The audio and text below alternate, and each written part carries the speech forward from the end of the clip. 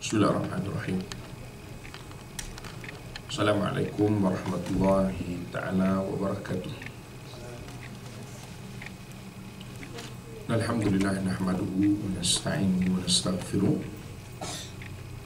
wa na'udzu billahi min syururi anfusina wa min sayyiati a'malina.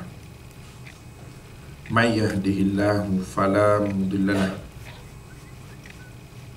wa man yudlil fala hadiya lahu. Asyhadu an la ilaha illallah wahdahu la syarika lah wa asyhadu anna sayyidana Muhammadan abduhu wa rasuluh. Qala rabbi shrah li sadri wa yassir li amri wahlul 'uqdatam min lisani yafqahu qawli. Subhanaka la ilma lana illa ma 'allamtana innaka antal alimul hakim. Wala hawla wala quwata illa billahil alil azim. Allahumma faqihna fid din wa 'allimna ta'wil. Amma ba'd.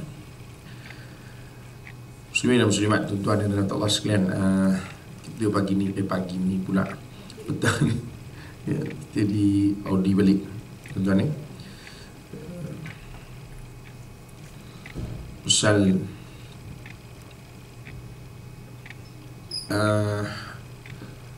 ialah maknanya dewan kita digunakan, kita guna sini balik, tapi duduk sini ni jadi jauh lah pula, selalu dekat nampak muka sebab selalu kursi duduk keliling gitu je. Yang ini ni masing-masing boleh pilih kursi paling jauh sekali. Alhamdulillah tuan-tuan, tak apalah ya. Mungkin kita boleh guna balik tempat apa nama di atas sana ke permanently sini. Tak okey. Okey, tuan-tuan dan Allah sekalian, saya dipahamkan hari ni sebenarnya Maulid ya. Kita cerita sikit tentang Maulid Nabi sallallahu alaihi wasallam.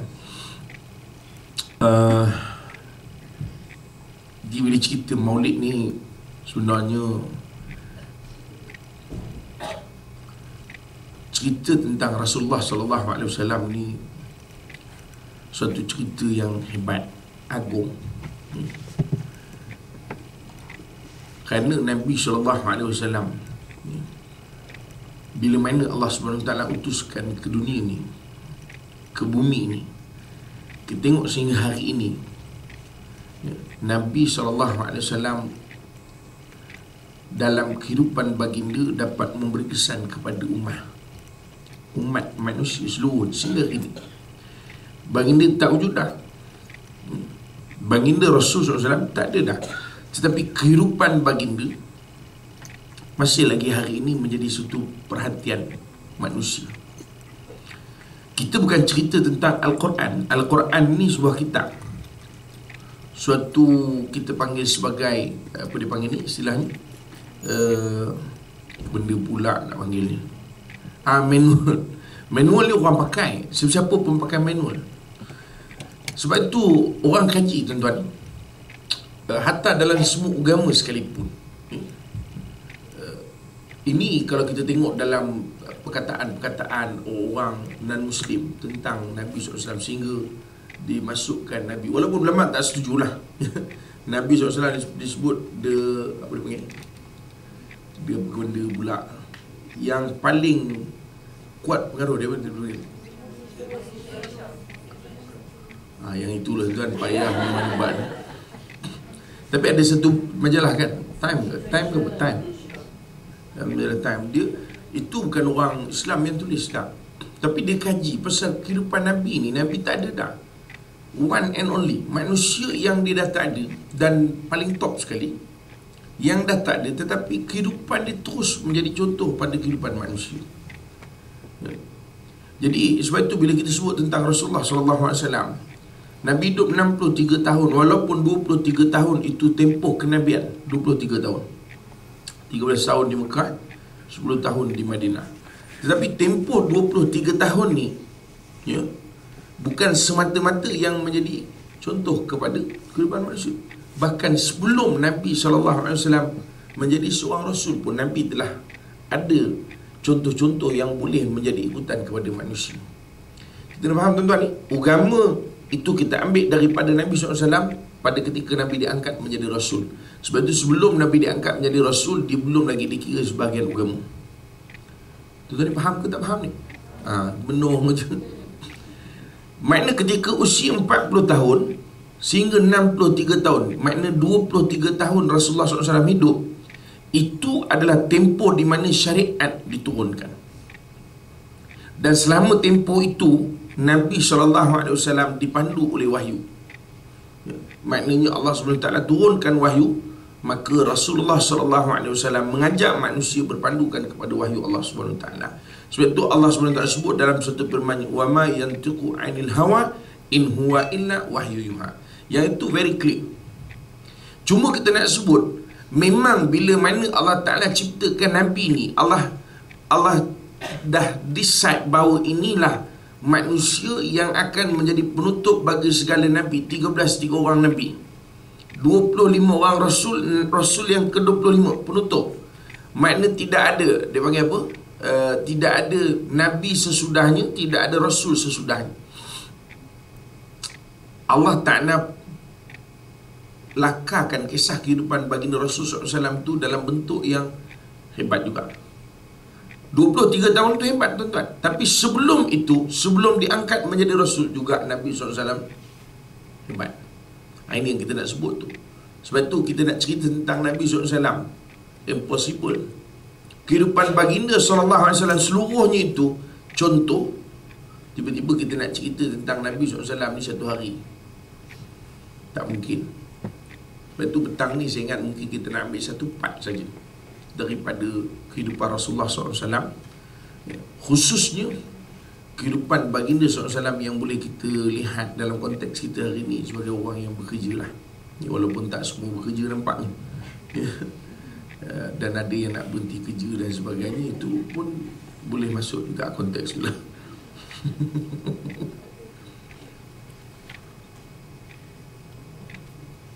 Tuan-tuan, tengok, bila Allah Subhanahu Wa Ta'ala meletakkan Nabi ni sebagai ikutan, Allah declare Nabi. Allah declare. Sebab itu kita ni, dia ada beza di antara kita dengan dia. Mungkin saya ni dipanggil ustaz, atau orang yang duduk di depan ni ustaz lah,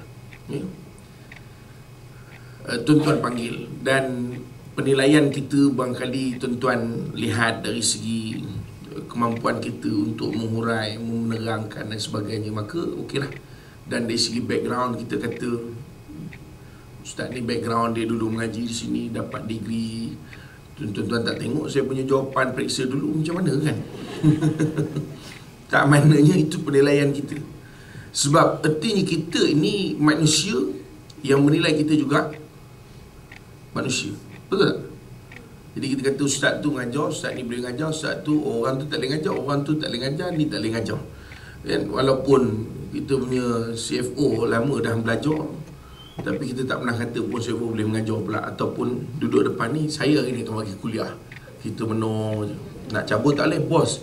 Jadi kita redha juga, tapi bukan makna kita setuju. Untuk kita manusia. Tapi Nabi SAW, bila Nabi ni, kita ambil Nabi sebagai contoh, kan? Makna example. Allah sebenarnya yang declare Nabi SAW. Sebab itu kata Allah Subhanahu Wa Ta'ala, laqad kana lakum fi rasulillahi uswatun hasanah. Pada diri Nabi itu ada contoh terbaik. Tapi kan, dalam soal diri Nabi ini ada contoh terbaik. Itu satu benda. Dalam ayat yang lain Allah Ta'ala kata, wa innaka la'ala khuluqin azim. Allah declare pula satu lagi keadaan di mana kata Allah, sesungguhnya engkau wahai Muhammad di atas daripada akhlak yang mulia. Ini dari segi etik lah tuan. Kita bukan panggil, saya ingat akhlak dia bukan etik. Betul tak? Etik ni dia tak cukup lagi. Akhlak ni panggil benda terjemahan dia. Tapi kalau bahasa Inggeris dia terjemahkan etik. Kan etik kan? Akhlak ni. Karakter. Saya ingat karakter. Jadi etik dia bukan etika. Etika dia bukan akhlak. Dia adab, itu tak masuk lagi akhlak. Akhlak ni dia lebih, dia sifat khuluqiyah. Lain gila mabuk. Dia kadang-kadang bila kita terangkan tu sebenarnya bukannya menambahkan terang. Kita terang menambahkan lagi tak faham. Dia tuan, kita ni ada sifat khalqiyah. Tahu khalqiyah? Rupa saya macam gini, rupa tuan-tuan macam itu. Saya besar sikit daripada Tuan Haji kurus sikit pasal yelah saya muda lagi, jadi saya besar sikit. Begitu. Ini sifat dia panggil khuluqiyah. Ya, maknanya penciptaan kita. Tuan-tuan ada yang putih, ada yang gelap sikit, terang, besar dan sebagainya lah. Ya. Itu penciptaan kita. Dia ada satu lagi dipanggil sifat, tadi saya sebut apa? Khalqiyah. Yang ini khuluqiyah. Khuluqiyah ni tuan-tuan, dia manusia ni dia mesti ada dua ni. Satu jasad, satu lagi roh dia. Tapi dalam konteks kita manusia, makna fizikal, okay? Fizikal dan kita kata yang lahir daripada fizikal. Dia benda yang fizikal ni tangan, gitu kaki kan. Tapi yang khuluqiyah ni dia lahir daripada fizikal tu lah. Kalau tak ada fizikal tu tak adalah sifat. Sebab apa nak panggil khuluqiyah tu? Nampak tak? Yang kata akhlak tadi tu yang lahir daripada individu tu lah. Faham? Jadi maknanya macam contoh tuan-tuan, dia ada anggota. Kalau anggota dia ada anggota cukup, ada dua tangan. Jadi orang kata ringan tangan. Itu terhasil daripada dua tangan tadi. Suka tolong orang, kan? Tolong sana, tolong sini, tolong sana, tolong. Ada orang dia rajin ringan mulut. Daripada lidah yang ada, dia ringan mulut nak bantu orang. Okey, teruskan sana macam tadi saya nak pergi naik ke gym dah. Saya baik jit teman saya kat dalam tu. Dia kata, tingkat 1 lah kata dia. Oh silap, saya ingat ke tingkat atas. Saya kira nak naik ke atas je dah, kan? Pasal biasa kita naik ke atas, kira dah tak ingat lah tingkat ni dah, kan? Biasalah tu tuan-tuan ni, penyapu lama, penyapu baru. Tempat lama, tempat baru. Jadi saya pun tak ingat. Tapi nak cerita kadang-kadang ini terhasil daripada sifat, kita panggil apa? Fizikal yang ada. Kalau fizikal tu tak ada, sifat tu pun tak lahir. Tuan-tuan faham ke tak faham ni? Tuan-tuan, gini Okey, tengok Tengok. Ada orang, kita kata akhlak. Akhlak ni tuan-tuan, dia bukan soal cakap lemah lembut tu saja. Tak. Dia akhlak ni macam-macam. Kebaikan-kebaikan, akhlak ni benda baik lah, sifat mahmudah. Ya. Kebaikan-kebaikan yang terhasil daripada wujudnya jasad tadi. Faham? Okey. Macam saya sebut tadi, katalah kita ni Allah Ta'ala beri anggota tangan. Dengan tangan tadi, kita berakhlak. Itu yang orang panggil tangan yang di atas memberi ringan tulang. Kita ambil terjemahan hadis orang Melayu je lah. Ringan tulang, tangan yang di atas. Apa lagi tangan? Penangan. Itu tak masuk. Itu tak masuk sifat mahmudah. Maknanya wujud tangan tadi, wujud akhlak daripada tangan tu. Betul tak? Sama juga kita, seluruhnya lah kehidupan kita. Jadi saya nak sebut bahawa Rasulullah SAW ni dari segi sifatnya itu Allah Ta'ala gambar, Allah declare. Ya, Allah declare. Dan maknanya Allah Subhanahu Wa Ta'ala nak bagi tahu kepada kita bahawa Nabi ini, Muhammad ini, dia ini dari segi sifatnya, dia di atas daripada sifat yang mulia. Sebab itu saya nak sebut ada beza di antara declaration manusia dengan declaration Allah SWT. Itu yang pertama. Ya, so bila di declaration manusia biasa je. Ada orang dia cenderung nak declare orang ni elok tak elok. Betul tak? Saya mungkin declare Tuan Haji elok pasal yalah, maknanya beri ceramah terus. Tapi cuba kalau satu hari Tuan Haji kata Ustaz bagi Ustaz Alan tu ceramah, saya akan kata tak elok punya Tuan Haji ni kata. Faham tak? Declaration manusia tu dia beza. Tapi Allah SWT tidak. Sebab itu bila Allah declare Nabi ni, wa innaka la'ala khuluqin azim, tuan-tuan, maknanya tidak ada orang boleh mempertikaikan tentang akhlak Nabi. Boleh faham? Dan bila Allah Ta'ala sebut laqad kana lakum fi rasulillahi uswatun hasanah, pada diri Nabi itu ada contoh terbaik. Tuan-tuan, ini declaration daripada Allah Ta'ala. So tak ada orang boleh nafikan bahawa Nabi itu boleh jadi contoh yang terbaik. Kalau kita manusia lain, ada orang declare, ada orang tidak, ada orang setuju, ada tidak. Tak boleh dia. Bolehlah dia jadi ketua, bolehlah, tapi aku ingat dia teruk, sebagian kata.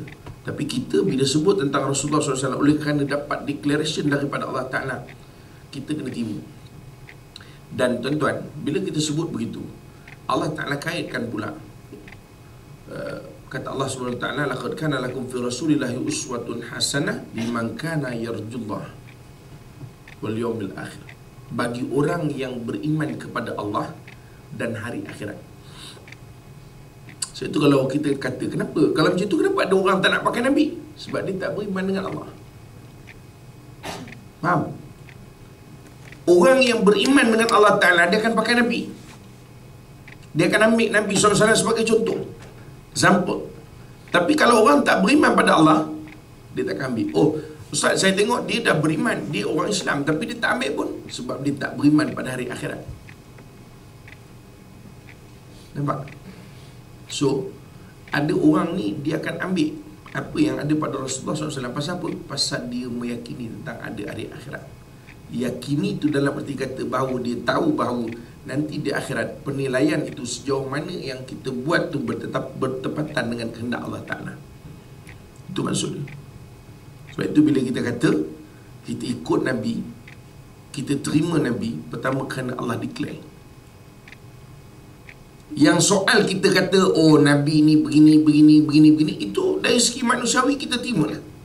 Dan itu hakikat dia, pasal Allah dah declare, tentulah dia lebih bertepatan apa yang kita tengok. Dari segi soal kehidupan Nabi berkeluarga, soal kehidupan Nabi berjiran, soal kehidupan Nabi bekerja, Nabi jadi pemimpin dan sebagainya, tentulah dia akan bertepatan sebab Allah Ta'ala declare. Tetapi yang pasti tuan-tuan, kita pegang untuk nak jadi ikut kepada Rasulullah SAW kerana kita beriman pada Allah dan kerana kita beriman kepada hari kiamat. Itu saja.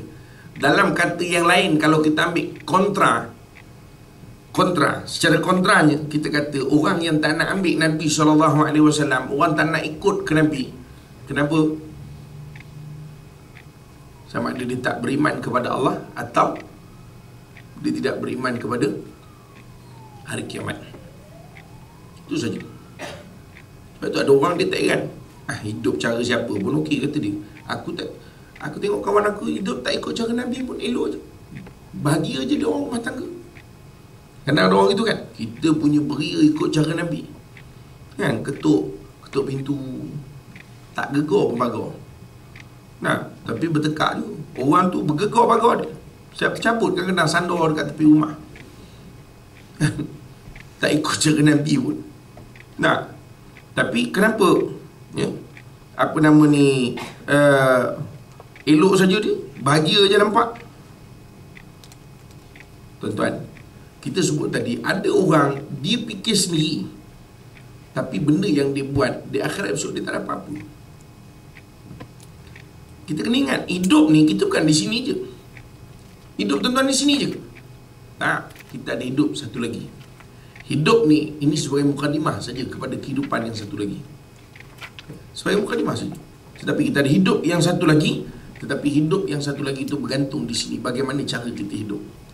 Sebab itu bila kita sebut tentang Rasulullah SAW, maka kita sebut bahawa mencontohi Nabi itu kerana kita beriman kepada Allah.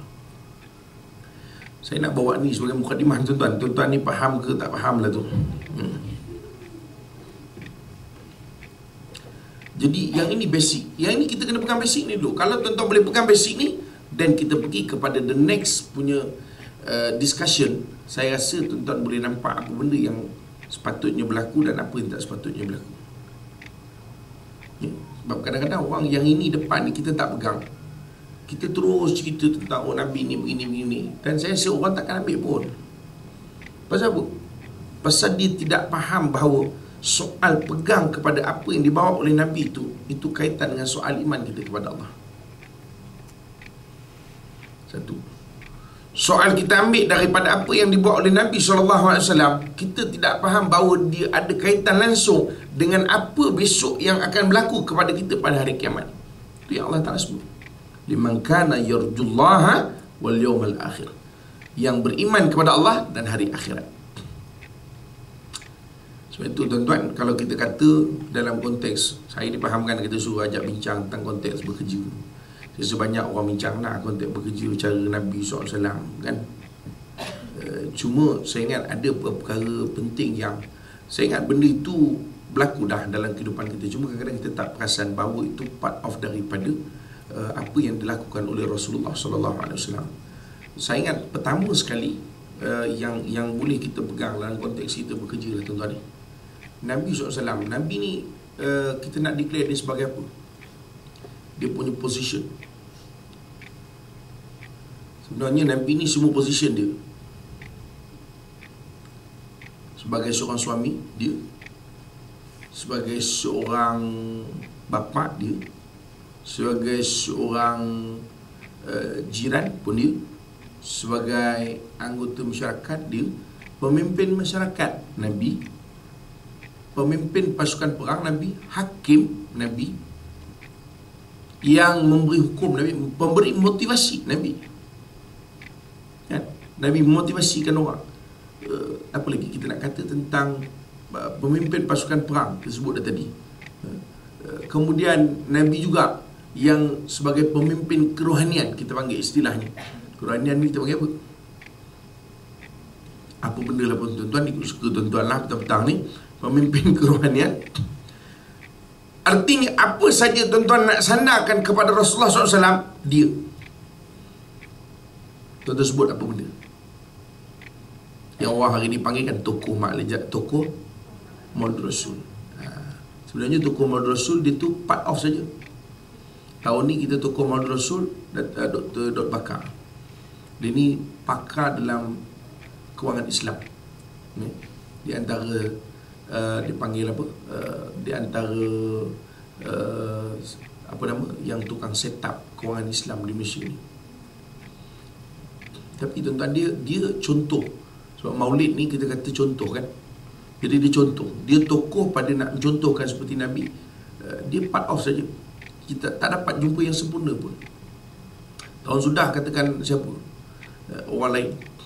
Jadi itu part of saya. Tetapi Nabi SAW, kalau kita nak bagi anugerah, tiap-tiap tahun menang ke Nabi. Itu sebenarnya. Jadi saya nak sebut, yang kita nak cerita ni tuan-tuan, seorang yang pada sudut mana pun kita boleh letak dia. Kadang-kadang kita ialah ada suami kita, memanglah kita kata saya kalau tokoh saya boleh bagi, saya bagi pada suami saya. Sebab apa? Dia memang kerja rumah saya tip-top sat. Saya balik rumah, baju yang saya basuh semalam 3 bakul, dia dah siap sidai, siap lipat dan siap gosok. Suami kita bolehlah tang itu je, pasal dia duduk rumah tak buat kerja lain. Dia dah pencet, kita kerja lagi kan? Jadi dia tak buat kerja lain. Orang lain punya suami tak boleh buat benda tu, pasal semua kerja. Nak lipat baju kat mana? Takkan nak bawa ke mesin niaga ni lipat baju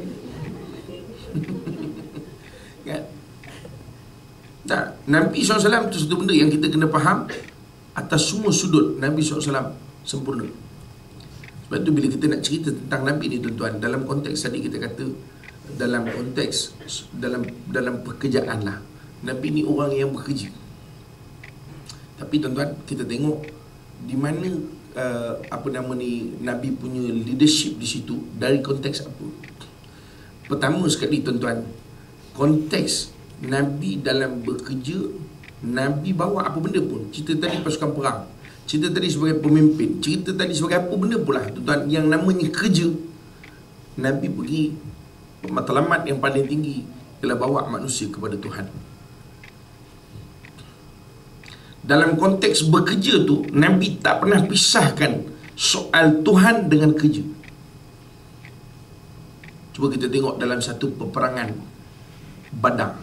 Peperangan Badar ni berlaku pada 17 Ramadan.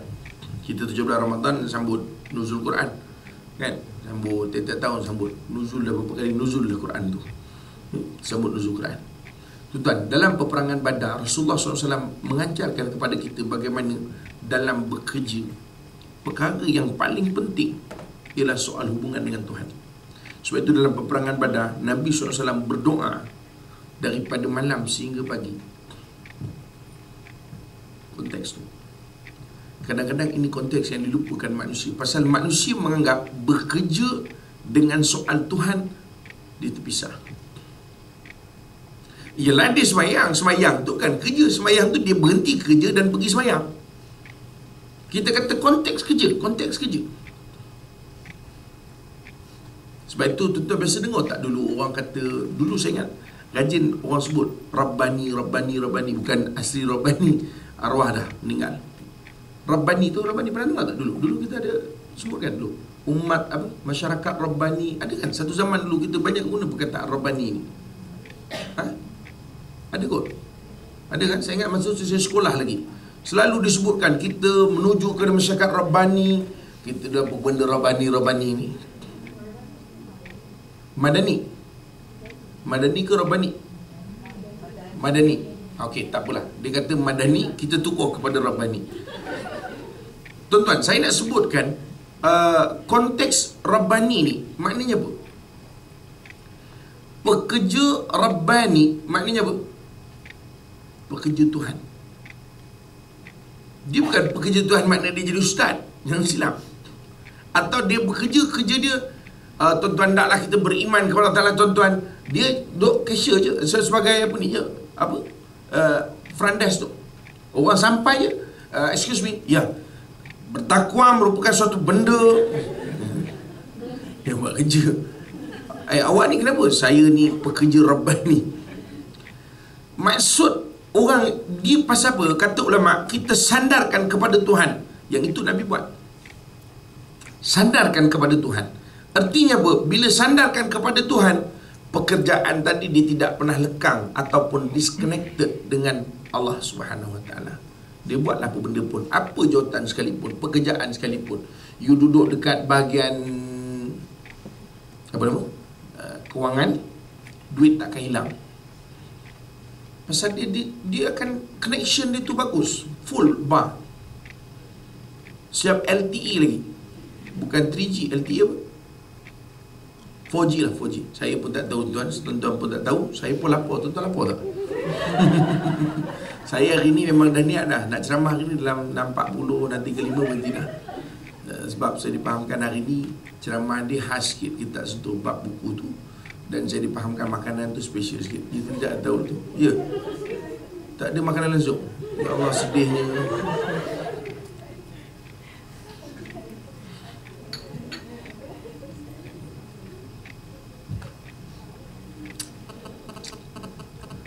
Saya sebenarnya tuan-tuan, untuk makluman tuan-tuan, saya daripada Johor Bahru. Johor Bahru, malam tadi di Segamat, saya tidur di air keruh. Pagi tadi saya balik, terus belum jumpa isteri lagi, saya jumpa isteri orang dulu. Ya, betul. Pagi tadi saya di Setiawansa, kuliah wanita. Kemudian saya sambung pula dekat Kota Damansara. Kemudian sambung lagi kuliah wanita kejap tadi. Ni jumpa juga lagi bini orang. Bini saya tak jumpa lagi ni. Tak jumpa lagi. Lepas ni saya ada satu kuliah maghrib dan baru balik rumah. So the long journey lah tuan ni. Apa nak kata, ya. Dan cerita ni tuan-tuan, saya ke Johor Bahru kena tinggal kapal terbang. Saya terpaksa naik kereta pula pergi Johor Bahru mengerjakan program. Tuan-tuan sekalian, saya nak sebut Nabi SAW tidak pernah tinggal dalam soal konteks Nabi. Konteks Nabi. Hatta Nabi jadi Nabi tu satu kita panggil pekerjaan dah. Itu memang Nabi tak tinggal lah. Sebab itu tuan-tuan tengok dalam sejarah kehidupan Rasulullah SAW, bila dalam peristiwa Taif kan, Nabi pergi berdakwah, itu kerja tu. Nabi sebagai da'i. Nabi bukan da'i pencetus ummah ataupun itu tak. Nabi sebagai da'i. Tuan-tuan tengok Nabi pergi ke Taif, betul tak? Turun malaikat, Nabi kena balik, malaikat turun. Malaikat yang jaga gunung, dia nak empap je pepuak tu dengan gunung. Tapi tengok bagaimana hubungan Nabi dengan Allah Subhanahu Wa Taala. Nabi berdoa kepada Allah Taala supaya diorang terbuka hati untuk menerima hidayah Allah Subhanahu Wa Taala. Jadi kita dalam konteks kerja kita tuan, kita kena ingat paling simple sekali yang diajarkan oleh Rasulullah SAW, kullu amrin dhibalin la yubda'u bismillahirrahmanirrahim fahuwa abtar. Itu paling simple. Duduk, Bismillahirrahmanirrahim. Itu paling simple link starting kita punya coverage dengan Allah SWT. Tapi kita tak ada lah. Bab sampai-sampai tu dah maki lu. Mana I punya paperwork semalam? Benci lah. Bismillah tak ada lagi. Benci. Mana I punya pen drive? Hello lah. Pen drive pun tak boleh beli. Betul. Tu belum lagi saya sampai tu, okay, you kena tukar department. Kan? Lagi sakit hati tu kan. Ya, saya rasa nak berhenti. Betul. Saya tak cerita siapa-siapa pun petang ni tuan-tuan. Kebetulan. Tapi tuan-tuan macam ya je, saya teruskan je lah. Tapi saya nak sebutkan tuan-tuan, maknanya dari segi konteks Nabi SAW. Pertama sekali dalam konteks bekerja ini kita banyak lupa. Tapi saya ingat hari ni bagus. Saya bukan nak puji lah, apa nama ni, Bakib ni, Bakib pula. Apa nama ni? Kiam. Bakib ni mana punya? Kiam. Tak, bukan nak apa sangat tuan, nak puji sangat, tidak. Tapi baguslah tuan-tuan, ni pasal kita nak supaya masing-masing sedar dalam konteks kita bekerja, kita tetap kena sandar pada Allah Ta'ala. Itu yang diajarkan, yang dibawa oleh Rasulullah SAW. Nabi tidak pernah putuskan hubungan dalam konteks bekerja dia dengan Allah SWT. Never. Ceritalah tuan-tuan dengan apa pun. Ketika Nabi SAW berlaku peristiwa hadis ifk.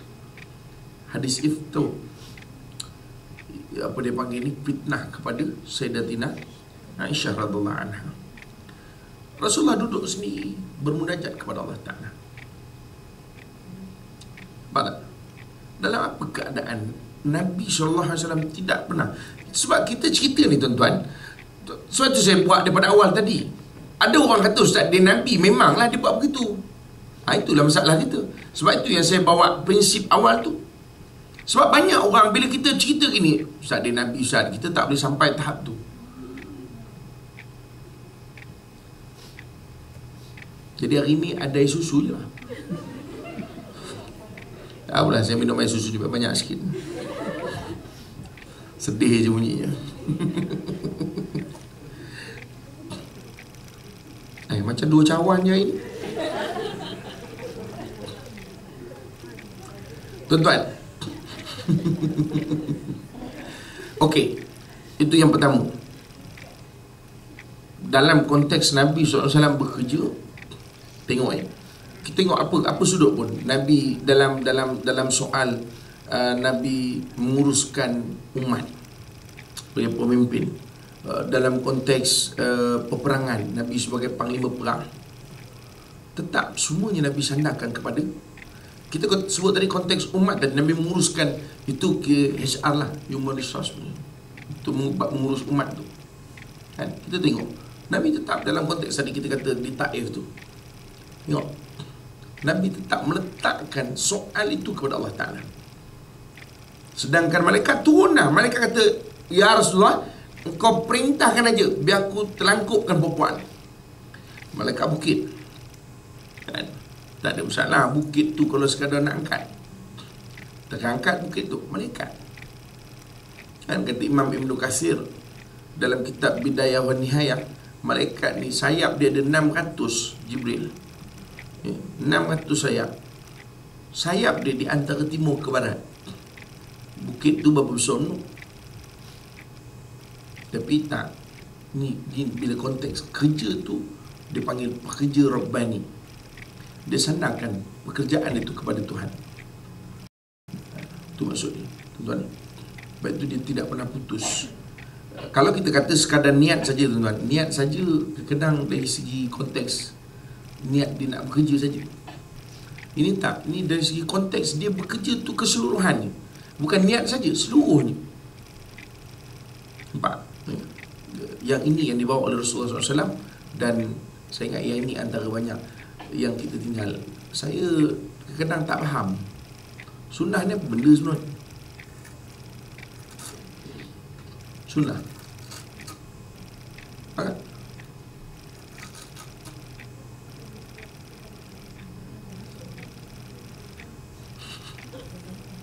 Semua jenis bunyi. Kalau baca jampi ke, tu jawab. Banyak orang faham sunnah ni benda-benda yang sunat-sunat. Sunat tu sunnah. Sedangkan sunnah ni tuan-tuan, maknanya apa sahaja yang datang daripada Nabi, perkataan Nabi, perbuatan Nabi, diam Nabi, bahkan seluruh hidup Nabi itu sunnah. Sebab itu sunnah ni boleh jadi wajib, sunnah ni boleh jadi haram, sunnah ni boleh jadi makruh, sunnah ni boleh jadi sunat. Ada sunnah yang wajib, ada sunnah yang sunat, ada sunnah yang haram, ada sunnah yang makruh. Haram ni bila Nabi kata tinggalkan, maka itu juga sebagai sunnah. Bila kita tinggalkan, itu juga dikira sebagai sunnah. Diam Nabi, Nabi tak buat. Umpamanya Nabi tak buat apa benda pun, kita tinggalkan kerana Nabi tak buat, itu juga dikira sunnah. Saya baca tadi satu artikel tentang dia kata bila menguap, tahu menguap? Macam tuan-tuan sekarang ni lah, tengah menguap tu. Menguap, kita baca apa?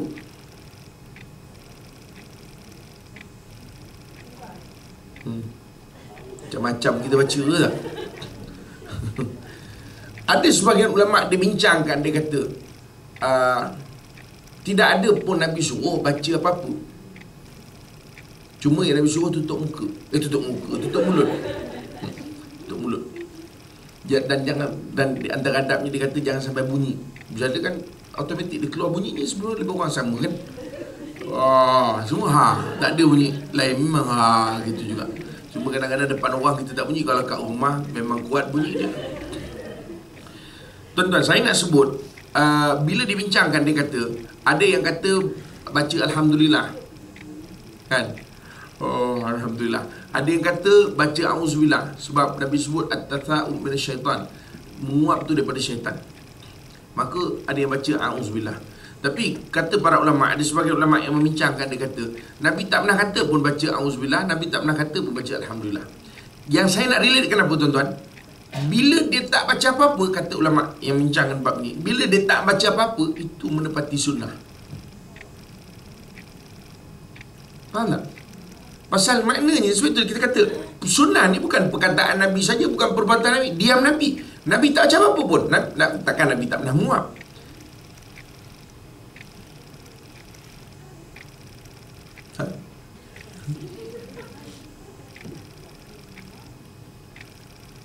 Allahu a'lam. Tapi kalau ikut ayat Quran sebut, qul innama ana basyarum mislukum yuha. Katakanlah wahai Muhammad, aku ini adalah manusia seperti kamu. Kan? Jadi kalau manusia, sama seperti mana manusia. Yang tak pernah menguap, itu Allah Subhanahu Wa Ta'ala. Yang Allah Ta'ala sebut dalam ayat kursi itu, sinatu wala naum. Ngantuk pun tak pernah, tidur lagi tak pernah. Itu sifat Allah. Jadi yang pentingnya tuan-tuan, nak sebut bahawa Nabi SAW, bila kita sebut tentang sunnah tadi, ada orang dia tak buat benda itu jadi sunnah. Sebab itu sunnah ni boleh jadi wajib, boleh jadi haram, boleh jadi makruh, boleh jadi sunat, boleh jadi apa lagi belum? Harus. Balon lah tuan-tuan ni, dah tak tahu tu sebut je mana-mana lah Ustaz. 5. Sebab itu ada orang salah faham bila sebut sunnah, benda yang sunat-sunat ni. Bila dalam bab bekerja, dia ada sunnah Nabi dalam bekerja. Nabi berapa banyak sunnah Nabi sebenarnya dalam bekerja. Cuma kita salah sangka, kita ingat yang sunat-sunat tu je sunnah. Walhalnya bila Nabi SAW menyandarkan seluruh pekerjaannya kepada Allah Subhanahu Wa Ta'ala dalam konteks pekerjaan, banyak tempat yang kita sebutkan tadi, itu juga sebahagian daripada sunnah, cara yang Nabi bawa. So kita kena begitu, ya. Tapi yang ini ni kadang-kadang orang tak sampai. Orang tak sampai tu, dia rasa buat projek tu kita kena buat dan kita akan berjaya. Dia tak sadar kepada Allah Ta'ala. Tapi ada setengah-setengah, saya tidak nafikan, ada sebahagian tuan-tuan, dia buat projek, dia panggil dia punya staff, kita solat hajat, kita minta pada Allah SWT supaya projek ni jalan. Setiap kali projek macam ada harapan. Nah, pasal kita kena ingat pekerjaan ni dia tetap tertakluk kepada Allah Ta'ala. Dan kita kena ingat tuan-tuan, kalau kita kata soal kepimpinan Nabi SAW, contoh Nabi dalam soal bekerja, itu cara Nabi bekerja. Sebab itu saya sebut tadi, ketika Nabi bekerja sebagai panglima perang, Nabi berdoa daripada malam. Tapi tentulah Nabi dah susun pasukan perang. Bukan doa gitu je tak tuala. Kita paperwork pun tak siap, apa pun tak siap, duduk menajah. Mana Ramlan? Dia sedang berdoa mengharapkan bantuan Allah Ta'ala. Tak ada makna dah tuan-tuan. Kan? Boleh jadilah juga, boleh jadi kan, asip lah tu. Tapi Nabi tak jauh yang begitu. Sebab itu Nabi SAW dalam peperangan Badar, Nabi susun dah siap. Sahabat berada di sini, berada di sini. Dan sahabat buatkan satu pondok untuk Rasulullah SAW. Disebutkan tempat khas untuk Nabi duduk dan Nabi berdoa di situ. Sehingga datang Abu Bakar, ya Rasulullah, yakinlah Allah akan beri bantuan. Macam tuan-tuan. So, saya kata tadi, bab kerja ni ramai orang sentuh dah. Saya pun sampai tak tahu benda nak sentuh. Tapi tadi saya menung-menung fikir, I think so. Tak betul. Yang ini kita hilang. Dan saya ada pernah jumpa tuan-tuan, tapi minimal sangat. Ada saya jumpa, memang dia bila satu projek je, dia buat doa. Satu projek saya doa. Saya ingat dulu saya masa di dia ni company offshore punya company. Bila dia nak start hantar dia punya staff untuk offshore punya technical punya apa nama ni, engineering dan sebagainya, dia akan buat dulu majlis. Begitu start, ini grup kita nak hantar untuk ke laut, dia kata untuk dari segi engineering dia hantar. Dia baca doa, dia buat majlis, berdoa, solat hajat. Tapi kita jarang kan? Ya. Istikharah Nabi tak pernah tinggal. Tu istikharah. Kita istikharah nak kahwin je. Kan? Itu pun masing-masing nak kahwin tak istikharah dulu. Kan dah kahwin baru istikharah.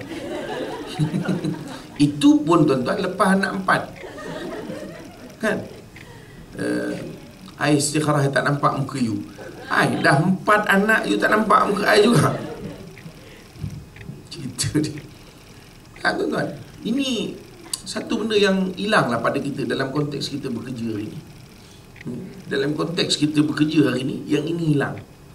Telefon saya balik, saya tengah ceramah.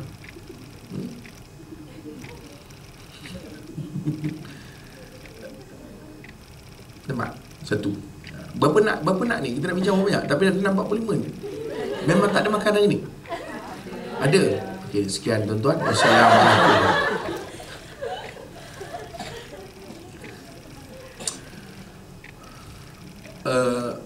Dan saya itu satu benda lah tuan-tuan ni. Yang kedua saya nampak yang terbesar dalam konteks Rasulullah SAW dalam baginda memberi contoh.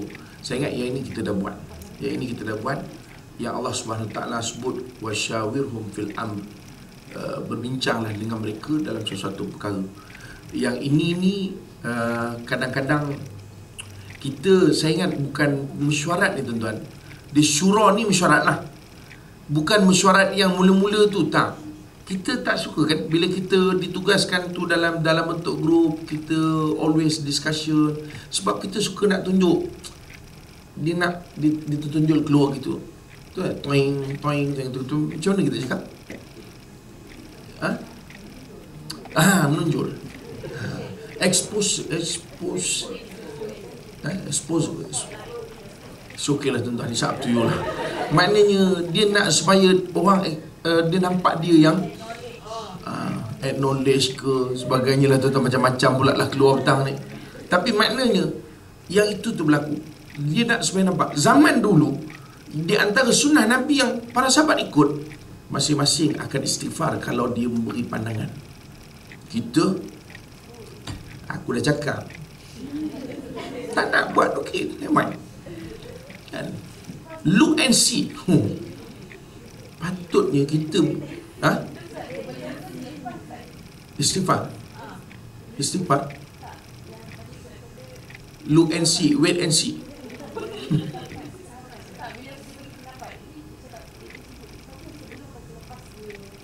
Selepaslah kalau istighfar, kalau dia punya pendapat tu diterima, kita selalu kita je bagi pandangan. Saya rasa, saya dia je, saya kawan tu baru nak kawan tu dah lambat pula word dia keluar. Tapi tuan-tuan ni, sebab itu bila Nabi SAW tengok dalam peristiwa apa nama payah menua nak nyebutnya tuan-tuan, dalam tawanan Badar tu kan, Nabi kata, Sayyidina Abu Bakar kata, Sayyidina Umar kata kita bunuh je kan. Sayyidina Abu Bakar kata tak, kita ambil manfaat daripada doa. Nabi pilih daripada sahabat tadi. Baik, kemudian bila pilih, Allah Ta'ala turunkan ayat bahawa pilihan tu tidak tepat. Tapi nak sebut dia tuan-tuan, ini berlaku dalam kehidupan sahabat para Nabi. Mereka berbincang dan mereka bukan nak melulukan pandangan dia orang, tapi kalau pandangan orang lain diambil, itu menjadi sebahagian daripada kelegaan pada dia.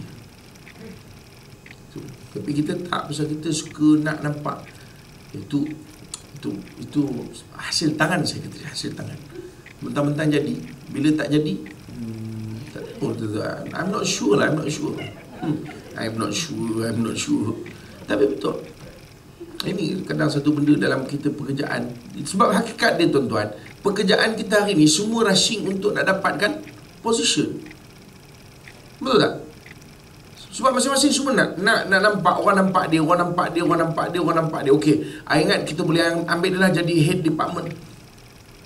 I ingat kita boleh letak dia jadi head overhead dan sebagainya. Tuan, saya pun tak tahu benda nak letak lagi, tapi maknanya itulah. Nampak tak? Mesyuarat tu satu hal, tapi bila kita ni di ketika okey, you satu group, you take over ni, dah tak mesyuarat dah kita. Pasal apa? Masing-masing tunjuk dia punya kehebatan. Nampak? Dan tuan-tuan tengok dalam kitab An-Niyatul wal Ikhlas, Dr. Yusuf Al-Qardawi disebutkan tentang bagaimana orang yang ikhlas pada zaman Rasulullah, pada zaman para sahabat ni, pada zaman orang-orang salafus salih ni, dia orang cuba mengelak daripada bagi nampak bahawa dialah orang yang buat. Sama macam itu sekali. Ada disebut dalam satu peperangan, nak masuk dalam pintu kota tak boleh masuk. Seorang tentera ni, dia ambil keputusan nekat, dia lompat masuk. Maknanya masuk dalam kota ni, dua je, kalau tak keluar balik mati. Pasal masuk dalam kota tu, maknanya habis. Dan dia lompat masuk tuan-tuan. Bila dia lompat masuk, tentera lain nampak ada orang yang melompat masuk dan buka pintu kota. Tapi dia lompat tu berselubung. Tahu berselubung? Maknanya kelubuk. Maknanya orang tak nampak, tak tahulah siapa. Ada orang tapi siapa orang tak tahu. Sampai tahap macam itu sekali zaman itu. Kenapa tuan-tuan?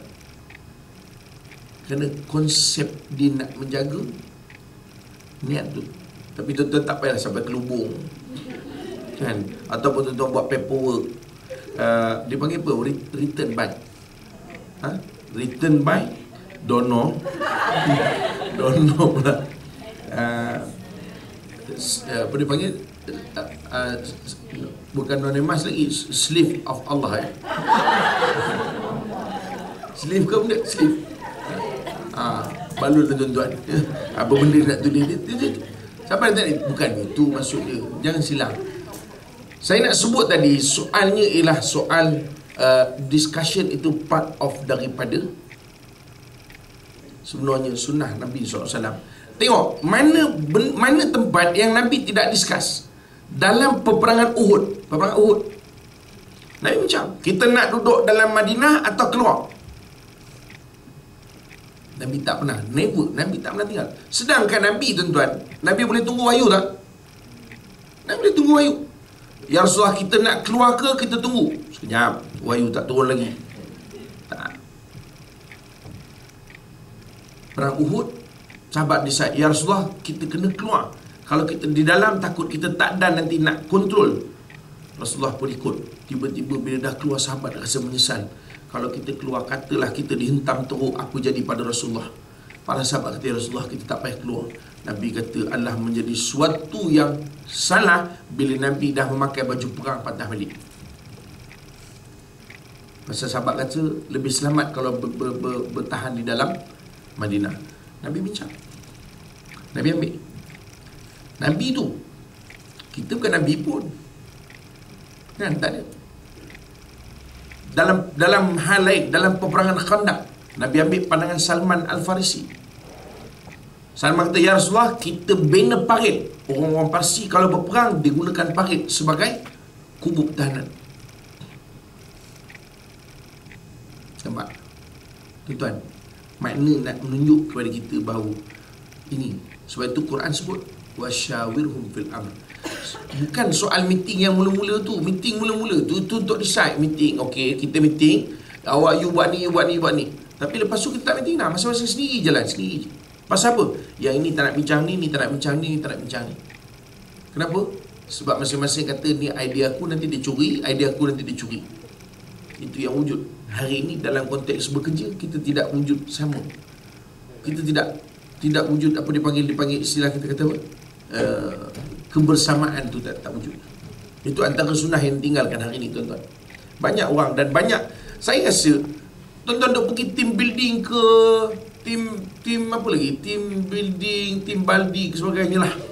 Dan macam-macam yang tuan-tuan buat kan. Semuanya pergi kepada apa?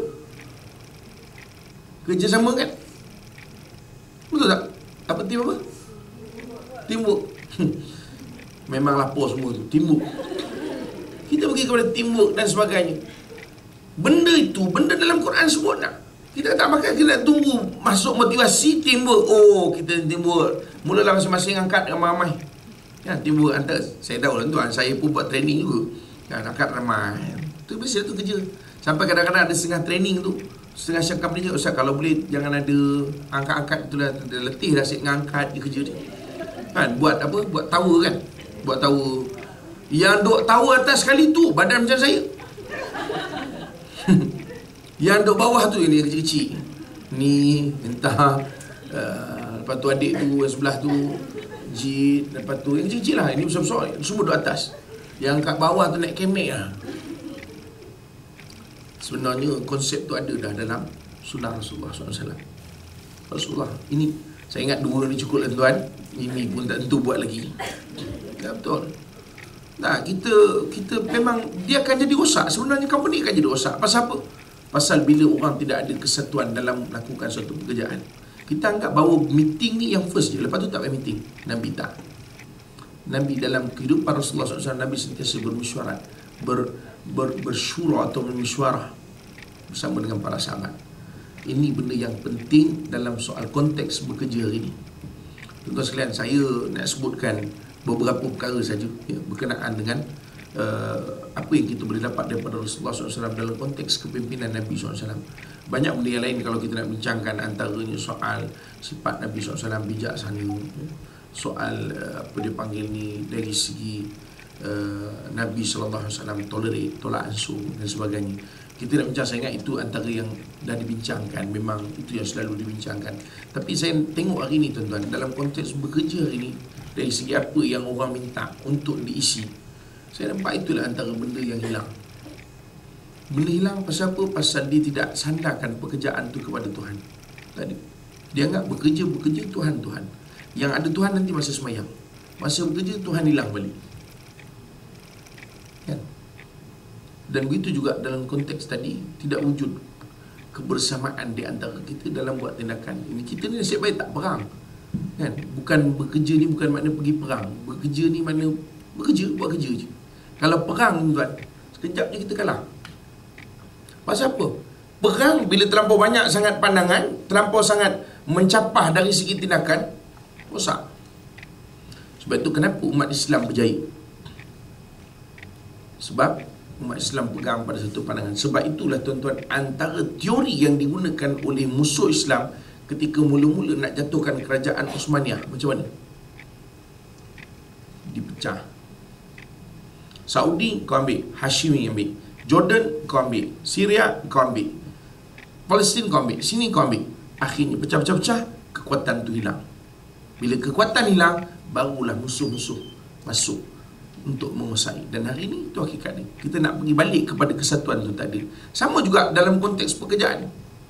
Yang dilihat tuan-tuan dalam konteks pekerjaan hari ini, pasal masing-masing tak nampak bahawa syura, bermesyuarah untuk bersama dalam buat keputusan itu suatu benda penting. Tapi yang orang nampak, how to make others, yes, maknanya itulah ya.